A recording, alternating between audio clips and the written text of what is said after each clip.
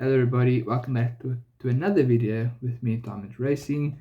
It's an earlier video than usual because I'm going to give you my top 5 best and worst drivers of the first 5 races.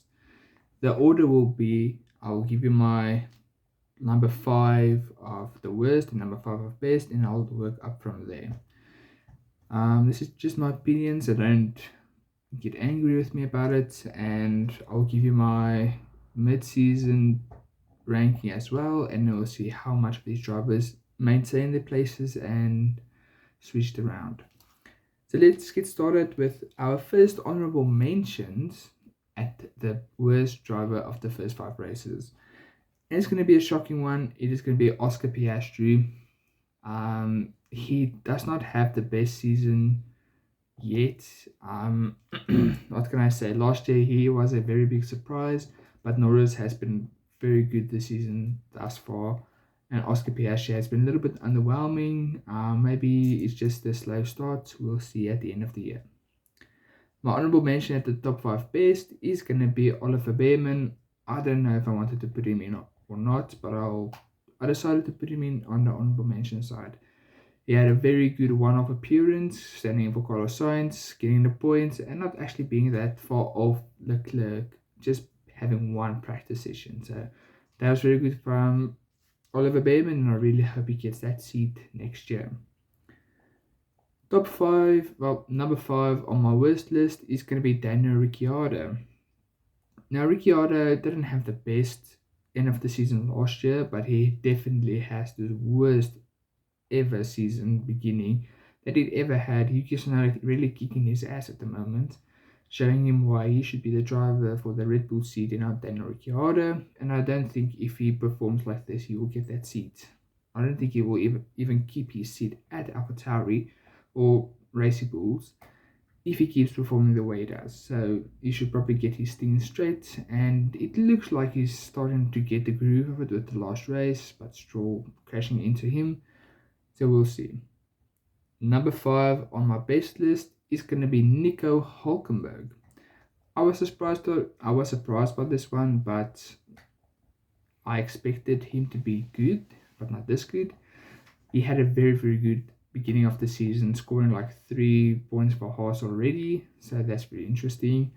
And he's just been very good in qualifying as he was last year, but this time he had a better car to convert that into points. Number 4 on my worst list is going to be Sergio Perez. People saying he's having a good start of the season. He's not, because he's almost like 30 seconds behind Verstappen in certain races, and then 10 and then sometimes 12. Being like 0.3 seconds off of Max sometimes, that is not good at any means necessary, and he's really having a bad start of the season. Not maybe as bad as the end of last year or the middle, but not as good as he started last year. He hasn't even gotten a win, a pole, I don't think even a podium, except when it was 1-2. And his performance in Melbourne was very, very bad. So what can I say? Number 4 in my top 5 best is going to be Lando Norris. Very, very good so far this season. Almost got a win, but still far away. What can I say? He's had a struggling qualifying in the race as well. Some races he hadn't do the best, but China was very, very good, except for the mistake he made in the sprint race. So otherwise, he has a very good season, and I think if he can build on it, maybe he'll be number 1. Our podium sitter in the top 5 worst is going to be Zhou Guanyu. Bottas has really outshined him at the moment, but he hasn't been that bad. But then I look back at this and I remember his very bad qualifying performances against Bottas, and then not having a very good race as well, making a mistake at a few of the other races. So that's why Zhou is 3rd. If he really wants to keep that seat in Sauber, that's really under jeopardy from Hulkenberg, then he'll really need to step up his game. Number 3 on my best list is going to be Fernando Alonso. Once again, a very, very solid drive from Fernando. A very good beginning, not as good as last year, but very solid.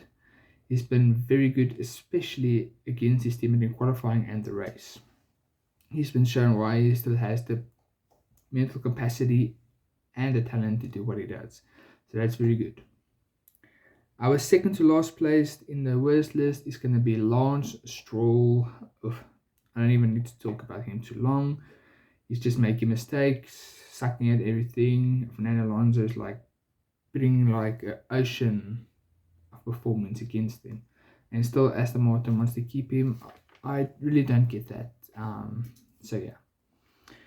Lance Stroll, second place. I really don't think he deserved that seat, but we am I to judge.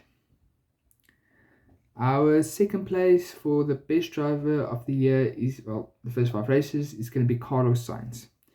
Been on the podium every single race except for China, and he is the only driver that has won a race instead of the 2 Red Bulls in a long time. So he just got back from his appendix removal surgery and he won a race. That was very good, but he was faster than Leclerc in every race thus far except China. So that's probably why he's number 2. And Leclerc just missed the list, if you're wondering where he is. But Sainz have been very good, and I really hope he gets a good seat for next year. Otherwise, that's not going to be fun. So yeah. And our number one worst driver of the first 5 races is going to be Logan Sargent. I don't think I need to elaborate on that too much. He has been underwhelming, and he just sucks. I really thought Williams would have got someone else in that place because he was my worst driver of the year last year. And it sounds like they want Antonelli in the car for Imola, so we'll see what happens there.